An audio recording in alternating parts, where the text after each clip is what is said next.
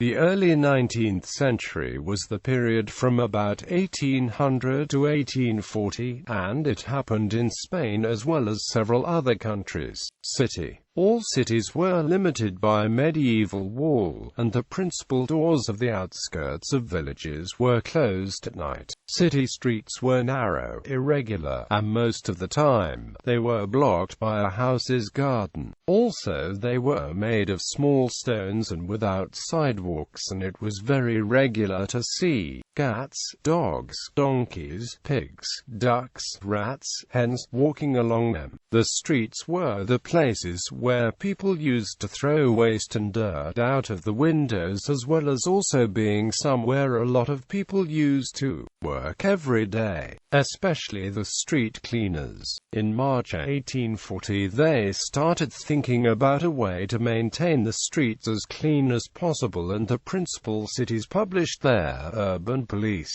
rules, which said how the citizens should take care of all the public stuff. Thanks to this, almost all the cities started putting into practice those rules. So renovated walkways and public places were built to improve the quality of the cities. At night people used to break into the houses because there was no lighting. So the urban police rules recommended painting the entrance of the houses purple. This made it easier to find the front door. Little by little the cities improved on their appearance and the citizens had a better way of living.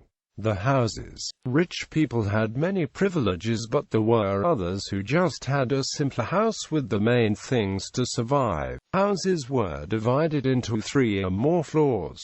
The first floor was used as a gallery or as a workshop. The one above was where the proprietor lived. It was the most spacious and brightest one amongst all of them, and where the bedrooms were located. The other floors were usually bedrooms where the owner of the house's family used to live before they died. Nobody came there afterwards because of the smell. The terrace was controlled by a man who knew the family really well and had a good relationship with them. He was in charge of reading the posts and controlling who enters and exits the house, amongst other things. The living room was big with 2 or more balconies, spacious and the perfect place for meetings. The walls were upholstered in soft colors, decorated with gold mirrors and with portraits of the family.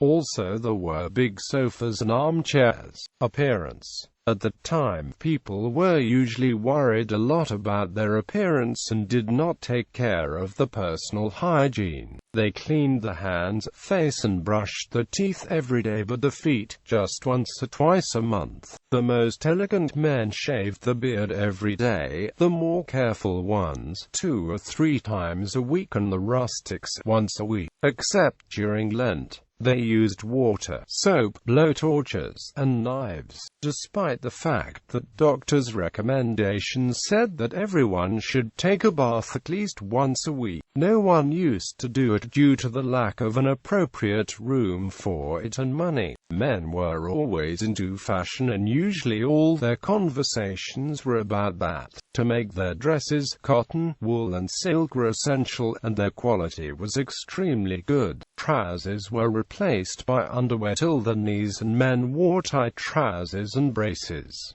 Shirts were made of cotton or linen. Ties were a fundamental accessory, especially for women and children. They introduced the use of the vest, which had a lot of colors, tights which reached the knees, and socks that were made of cotton. Also they wore overshoes, large coats and top hats. During the early 19th century, women's fashion underwent some transformations. They started wearing corsets, shapewears. They used ankle boots, and when they went shopping they covered their heads with feathers or thongs. Also they had gloves, shawls and fans. They wore gold jewels for important events. Each moment required a specific dress and a special hairstyle. Feeding evolved during that period thanks to the French influence. Generally 4 meals per day were made: breakfast, brunch, lunch, and dinner. Breakfast was eaten after waking up and consisted of chocolate and bread. During the 19th century, brunch was delayed so that it was taken later, between 1 and 3 p.m. For lunch, the traditional dish in Madrid was cocido, which consists of chickpeas, vegetables, potatoes, bacon, meat, sausages, salt and oil. In bourgeoisie families, beef and pork were very common.